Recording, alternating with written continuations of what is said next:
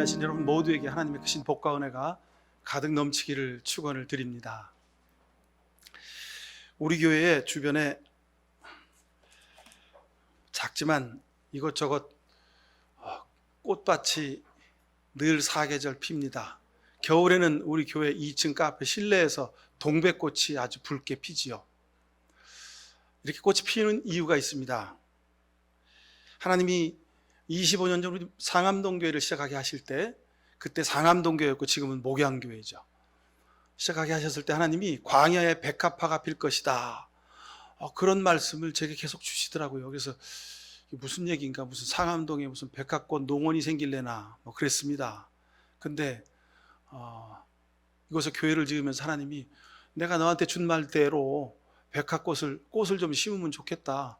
내가 너한테 준 말씀 그대로 내가 꽃을 심는 게 아니다. 네가 심어야 꽃이 핀다. 그 깨달음을 주시더라고요. 그래서 주변에 열심히 우리 교회 집사님, 교우들과 같이 꽃을 심고 꽃을 가꾸었습니다. 그래서 지금은 하여간 사계절 내내 꽃이 피지요. 어쩌면 오늘 설교 말씀의 결론 말씀일 수도 있겠습니다. 하나님의 은혜와 복과 꽃이 피는 것은 여러분의 손길을 통해서 이루어지는 것임을 깨달아 아실 수 있길 축원합니다. 우리 가정이 잘 되고 여러분이 땀 흘려 일한 이 일터가 100배 열매를 이루는 것도 하나님이 복을 주시되 여러분의 손길을 통해서, 여러분의 흘린 땀을 통해서 주심을 믿으시길 바랍니다. 25년 전 상암동은 시골보다도 더 낙후된 동네였고 쓰레기와 악취로 소외된 것이었습니다. 이 동네가 권씨 집성촌이어서 우리 교회 이 상암동 권씨 집성촌에 그 자손이 한 분 계십니다. 우리 권혜린 집사님. 어릴 때부터 이곳에서 자랐고 이 동네를 너무 잘 알죠. 그런데 저희가 와서 보니까 정말 시골보다도 더 시골스러운 동네였어요. 우리 권 집사님 참 어린 시절 상암동에서 자라나 고생 많이 했습니다. 그래요. 이 상암동에서 97년 목양교회가 시작되었습니다. 95년부터 교회 개척의 사명을 주시고 기도하게 하셨죠. 그래서 천일기도가 다 차지 않을 무렵에 하나님이 이 상암동의 교회를 시작하게 하셨습니다. 1000번째 기도 중에 환상으로 보여준 곳이 이곳 상암동이었습니다. 이 상암동 산자락 밑에 나지막한 집 한 채에 물이 나오지 않는 집이 있었어요. 그런데 그 집에 들어가서 그곳을 둘러보고 하나님이 이곳이다 그렇게 말씀하시는 거예요. 꿈속에. 그래서 자다가 벌떡 깨가지고 상암동을 가보라고, 상암동을 가봐야 된다고. 그날이 주일날 새벽이었습니다. 그래서 제가 부목사 섬기기 위해서 제가 갈 수가 없고 우리 고목사한테 얘기를 해서 오늘 꼭 가보라고, 상암동을. 그래서 상암동에 와보니 정말 꿈속에 보여주신 곳이 있었고, 그곳이 여러분이 지금 저 뒤에 보고 계시는 우리 개척 당시의 교회의 모습, 바로 저 집이었습니다. 97년에 개척을 시작했는데 참 놀랍게도 3월 달에 교회를 첫 예배를 드리고 교회를 창립 예배를 드렸죠. 근데 그해 12월 달에 뭐가 터졌습니까? 그 이름도 유명한 IMF. 그게 터졌습니다.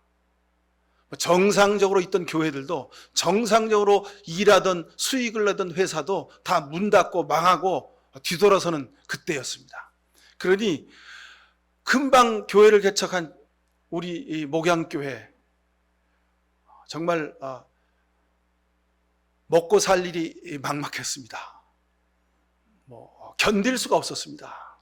근데 그때 꼭 욥기에 나오는 그 욥의 친구들처럼, 제가 욥은 아닌데 하여간 그 욥기에 나온 친구들처럼 제게 와가지고 친하던 친구, 목사들, 또 저를 위해서 기도하시던 교우들이, 전에 섬기던 교우들이, 목사님 이 어려운 때에 왜 오리를 해가지고 교회를 개척을 하세요? 목사님 뭐가 부족하다고 교회를 개척하세요? 저 이름 없는 신학교나 무슨 좀 모자란 사람이, 학력이 부족한 사람이 어디서 목사로 청빙을 안 해주니까 그냥 개척교회 하는 거지. 목사님 뭐가 모자라서 교회를 개척하세요? 그냥 그만두세요. 빨리, 지금이라도 늦지 않으니까 빨리 돌아서세요. 지금 있던 교회도 문 닫는 판인데 어떻게 하시려고, 지금 목사님 혼자 사는 게 아니라 식구들 있잖아요. 목사님이 뭐가 부족해서 이런 생고생활을 하세요?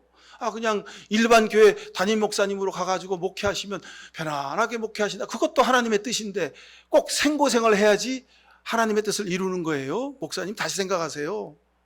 그렇게 저한테 와서 막 충고 아닌 충고를 하는 분들이 많이 있었습니다.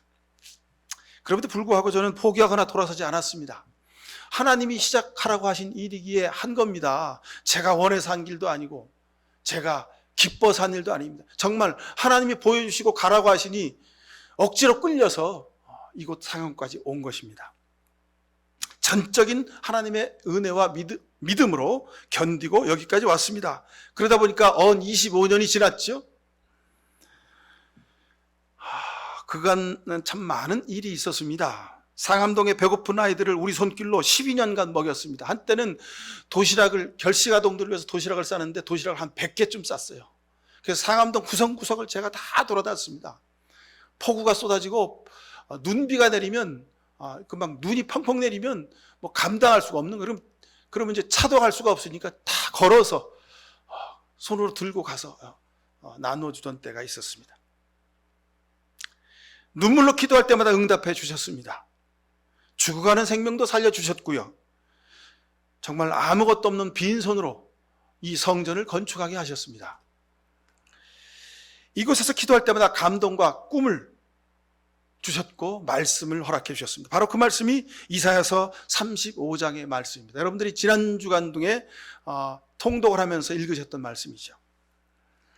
광야와 메마른 땅이 기뻐하며 사막이 백합화처럼 피어 즐거워할 것이다. 사막은 꽃이 무수하게 피게 될 것이고 즐겁게 소리칠 것이다. 레바논의 영광과 갈멜과 사론의 영화가 사막에서 꽃피며 사람들이 주님의 영광을 보며 우리 하나님의 영화를 보게 될 것이다. 이사야서 35장 1절 이하의 말씀입니다. 그런데 이제는 겨울에는 동백꽃이 피고 봄에는 벚꽃이 피고 산수유가 피고 앵두꽃이 피고 철쭉이 피고 진달래, 작약, 백합, 백일홍 하여간 꽃 이름을 다 말할 수 없습니다. 우리가 알 수 없는 아주 신비한 꽃이 있는데 그게 샬랄라라는 꽃이, 근데 그게 정식 이름은 아닌데 하여간 프랑스 여배우처럼 생긴 꽃이 우리 그 뒤에 가면 피어 있습니다. 여러분 지금도 가시면 볼 수 있습니다. 꽃이 폈는데 하얀 꽃인데 그 꽃 사이에 이렇게 망토처럼 프랑스 여배우가 이렇게 얼굴 앞에 망토를 두르잖아요. 그 망토처럼 이렇게 꽃이 싹 이렇게 망토가 둘러진 아주 자그마한 꽃입니다. 너무 이뻐서 우리가 그래서 이름을 그냥 우리가 불렀는데 샬랄라라고 불렀어요. 그런 꽃도 핍니다. 나아가서 우리 상암동이 우리 한국의 문화를, 한국의 한류 문화를 세계에 알리는 아주 중심 도시, 중심 거점, 산실이 되게 하셨죠. 하나님이 하신 일이라고 저는 믿습니다. 광야에 백합을 피우신 상암동에 하나님의 뜻을 이루어가시는 모습을 볼 때마다 가슴이 설레입니다. 그냥 요즘에 상암동에 오셔서 사시는 분들은 모르겠지만 지난 25년 동안 저보다 우리 권혜린 집사님은 더 마음이 설렐 거예요. 야, 하나님이 상암동을 이렇게 바꾸셨구나 하는 그런 감동이 늘 있습니다. 우리는 지금 하나님의 역사 한가운데를 지나고 있습니다. 지나온 시간 속에서 하나님이 일하신 것을 돌이켜보면 실로 두려운 마음뿐입니다. 25년을 지나고 보니 정말 기적과 같은 순간들의 연속이었습니다. 하나님의 손길이 실로 경이롭고 그래서 두렵기만 할 뿐입니다. 그래서 지난주 우리가 읽었던 전도서 3장 14절에 보면 이제 나는 알았다. 하나님이 하시는 모든 일은 언제나 한결같다. 거기에다가는 보탤 수도 없고 뺄 수도 없다. 하나님이 이렇게 일하시니 사람은 그를 두려워할 수밖에 없다는 말씀. 그 말씀이 전도서의 말씀이 바로 저의 신앙 고백입니다. 위대한 주님의 섭리 앞에서 사람의 수고는 미미한 것이었습니다. 그러나 미미한 것이지만 중단하지 않고 포기하지 않고 열심히 몸을 움직여 손을 움직여 땀 흘려 복음을 전하고 일하게 하셨습니다.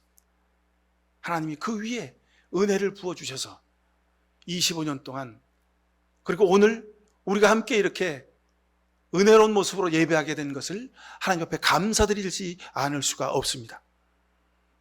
앞으로도 주님의 뜻이 더 창대하게 아름답게 열매맺게 될 것입니다. 우리는 그저 기다리며 주님 말씀에 순종하며 주님이 맡기신 사명을 끝까지 감당해 가길 소망합니다. 자, 오늘 본문 43절에 보니까 모든 사람에게 두려운 마음이 생겼다 그랬습니다. 여기서 두려운 마음, 여기서 이 두려움이란 단어에 좀 집중해서 보시길 바랍니다. 영어 성경 NIV에는 awesome이라고 나옵니다. 그리고 CEV에는 amazed라고 나옵니다. 놀라운, 경탄할 만한, 어마어마한, 엄청난, 은혜로운 이런 뜻의 단어죠. 헬라어 원문에는 포보스입니다. 포보스. 이건 공포와 두려움을 말합니다. 근데 막연한 그런 공포와 두려움이 아니라 신적인 현상이나 사람의 생각이나 뜻으로는 도저히 예견할 수 없는 그런 일을 만났을 때 그런 권위와 현상에 대해서 경외심에서 비롯되는 그런 두려움을 말씀하는 겁니다. 초대교회 사도들과 성도들은 스스로 자기의 삶에서 저들의 공동체에서 일어난 일들을 보고 두려움이 생긴 겁니다. 저는 그래서 이 말씀 읽을 때마다 예사롭게 읽혀지지가 않습니다. 아, 이 말씀이 바로 내게 주신 그 두려움과 같은 것이구나. 그런 마음이 들기 때문입니다. 또한 이들을 보면서 세상 사람들도 두려운 마음으로 저들을 쳐다보았다 그랬습니다. 정확하게 표현하면 세상 사람들이 초대교회와 초대교회 성도들을 보면서 경외하는 마음으로 쳐다봤다는 겁니다. 와, 저 사람들은 왜 저렇게 산대? 와, 저 사람들 속에 무엇이 있길래 저렇게 살 수 있대? 이렇게 칭찬했다는 겁니다. 두려운 마음으로 쳐다보았다는 겁니다. 초대교회 사도들과 성도들의 삶이 오늘 우리가 읽은 본문의 말씀입니다. 여러분 한번 보십시오. 모든 사람에게 두려운 마음이 생겼다. 사도들을 통하여 놀라운 일과 표징이 많이 일어났다. 믿는 사람은 모두 함께 지내며 모든 것을 공동으로 소유하였다. 그들은 재산과 소유물을 팔아서 모든 사람에게 필요한 대로 나누어 주었다. 그리고 날마다 한 마음으로 성전에 열심히 모이고 집집이 돌아가면서 빵을 떼며 순전한 마음으로 기쁘게 음식을 먹고 하나님을 찬양하였다. 그래서 그들은 모든 사람에게 호감을 샀다. 주님께서는 구원받은 사람을 날마다 더하여 주셨다 그랬습니다. 이 말씀을 읽을 때마다 가슴이 뛰고 이 말씀을 읽을 때마다 참으로 부럽기까지 합니다. 어떻게 하면 우리 교회가 이런 모습에 가깝게 다가갈 수 있을까? 초대교회 성도들은 스스로 자기들에게 일어난 일들을 보고 놀랍고 두려웠습니다. 그러기에 저들은 오늘 성경에 있는 말씀처럼 살 수 있었던 겁니다. 하나님이 나를 변화시키시고 하나님이 우리를 모이게 하시고 하나님이 우리로 하여금 서로 사랑하게 하시고 서로 섬기게 하시고 서로 마음을 통하여 사랑하게 하신 것을 보고 저들이 두려웠다는 겁니다. 우리가 어떻게 이렇게 살 수가 있지? 여러분 어떻게 이렇게 살 수가 있겠습니까? 각자의 삶이 있고 가정이 있고 개인의 소유가 있는데 이거 어떻게 이렇게 살 수가 있습니까? 근데 여러분 이 말씀을 뒤집어 생각해 보면 얼마나 각고의 노력을 했을까? 이건 얼마나 힘들었을까입니다.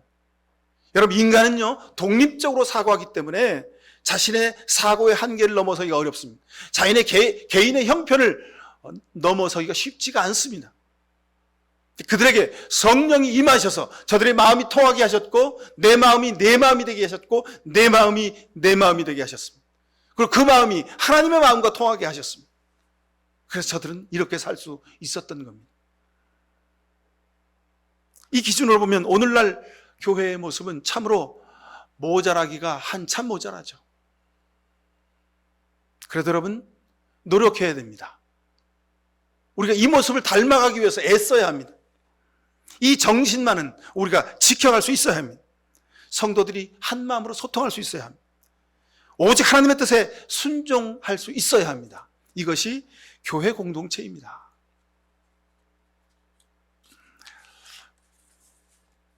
세상 사람들이 두려운 마음으로 경외하는 마음으로 쳐다본 것은 이게 그냥 우연히 된 일이 아닙니다. 그냥 하나님이 홀로 역사하신 것이 아닙니다. 저들이 구현할 수 없고 실천할 수 없고 살아갈 수 없음에도 불구하고 그렇게 살아가기 위해 노력한 모습을 보고 성령 하나님께서 저들이 그렇게 살도록 역사해 주신 것입니다. 이들이 세상 사람들로부터 두려움의 대상이 된 이유가 본문 앞에 있습니다.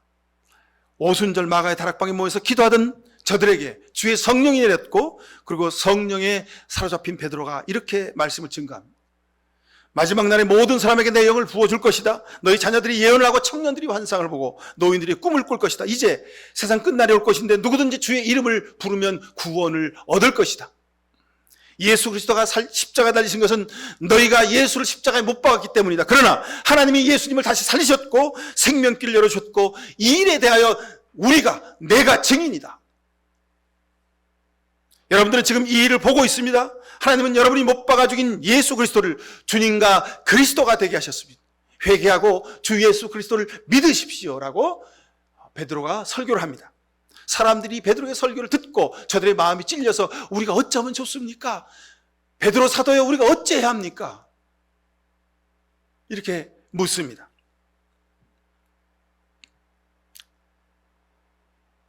성령께서 저들의 그 마음에 찔리는 회개를 듣고 베드로를 통하여 저들에게 역사하셔서 저들이 복음을 믿고 그리스도인들이 되게 하시는 역사가 일어나는 겁니다. 자, 그런 성령 충만의 역사 가운데 초대교회에도 안타까운 일들이 많이 일어납니다.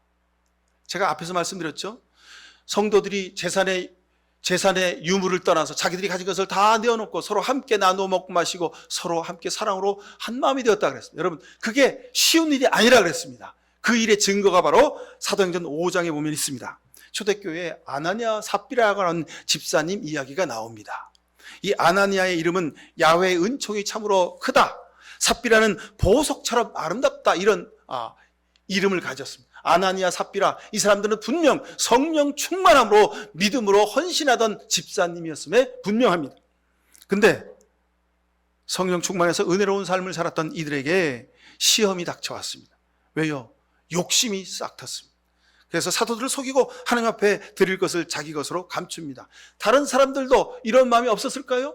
자기 것 챙기고 자기 것으로 감추고 싶은 마음이 없었을까요? 다 그런 마음이 있었지만 성령 하나님의 말씀에 순종해서 저들은 자기 것을 나누었습니다. 그런데 아나니아와 삽비로는 야훼의 은총이 깊다, 보석처럼 아름답다고란 이름을 가진 이 두 집사는 부부는 저들의 것을 감추었습니다.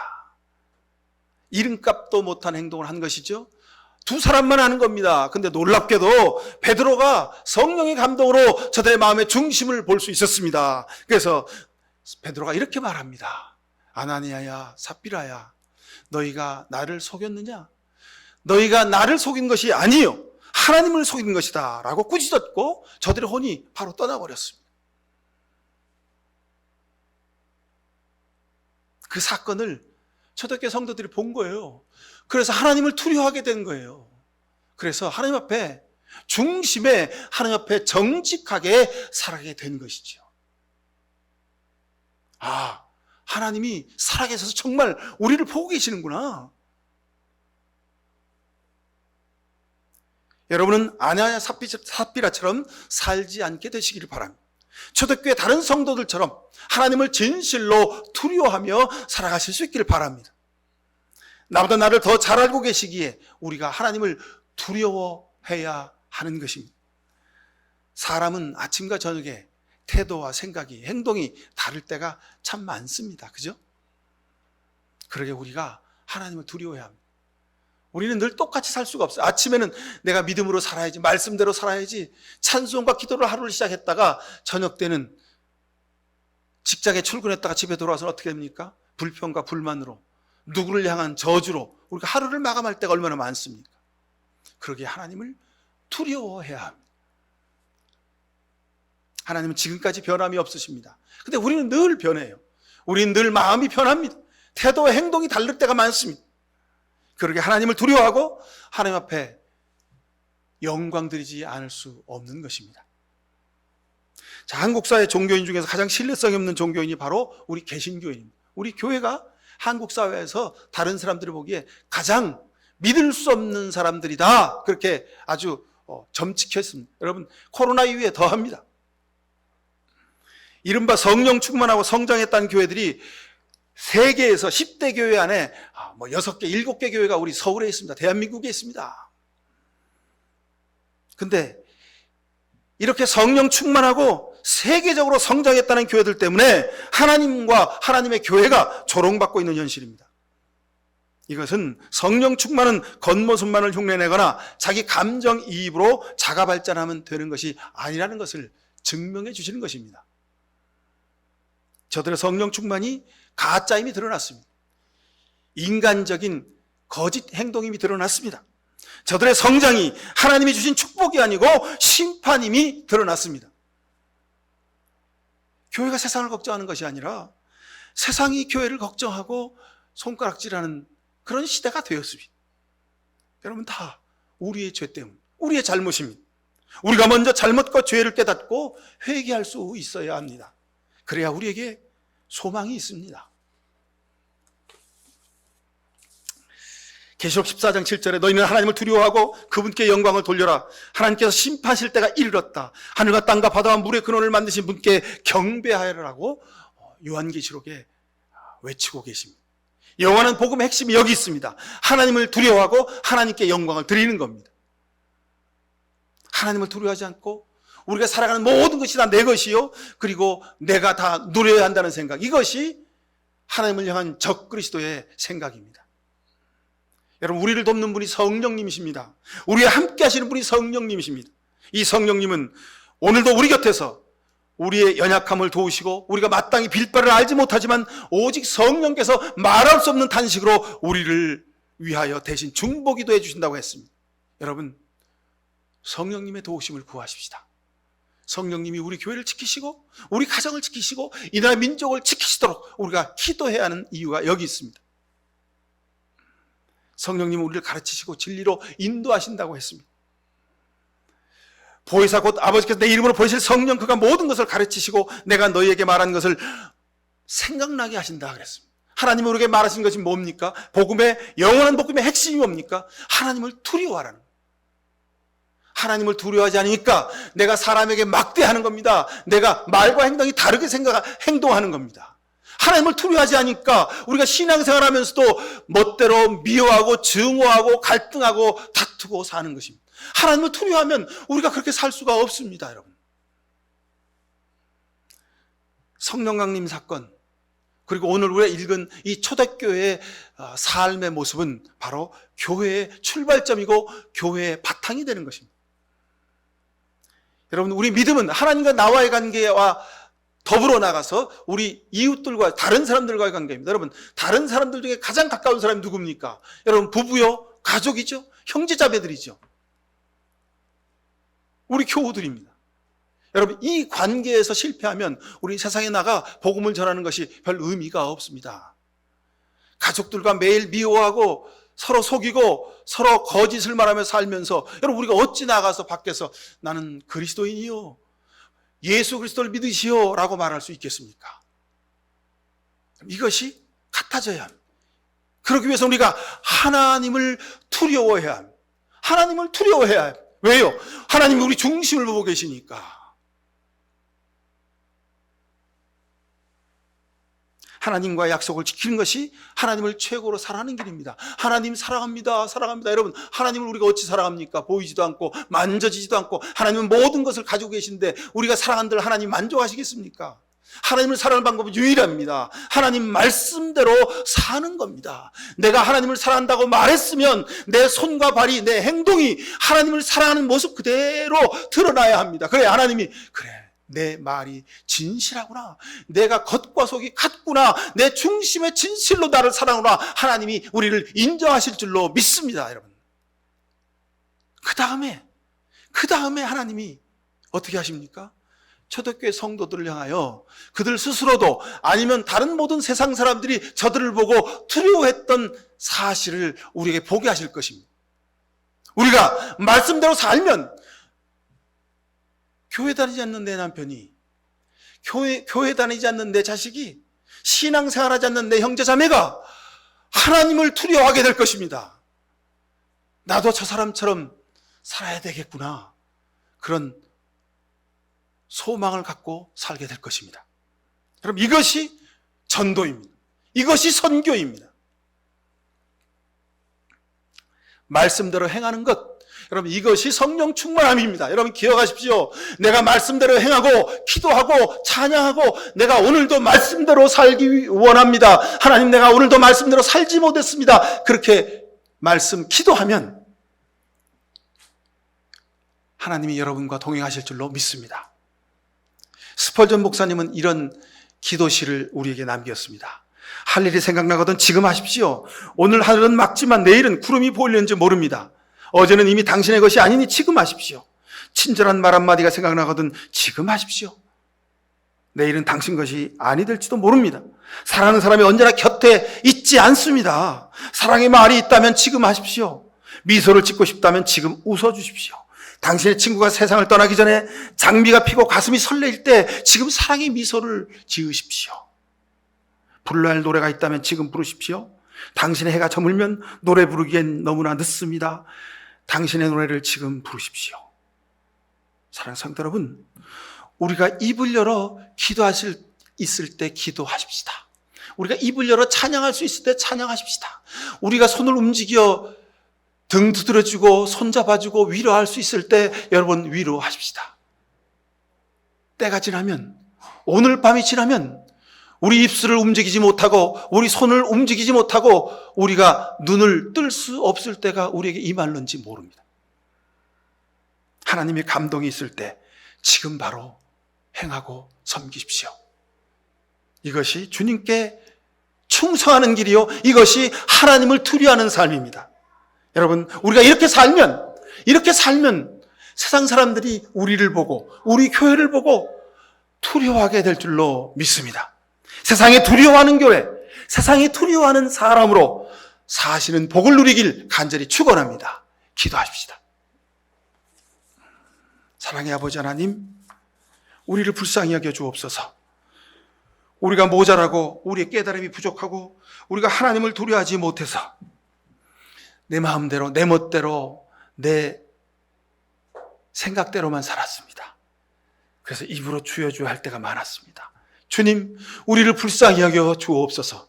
온전히 우리 중심에 하나님을 두려워하는 마음을 갖게 하시고, 그래서 우리의 말과 행동이 같아지게 하시고, 우리가 오늘 시간이 있을 때, 건강이 허락할 때, 기회가 있을 때 사랑하고 섬기고 찬송하고 기도하며 살게 하여 주옵소서.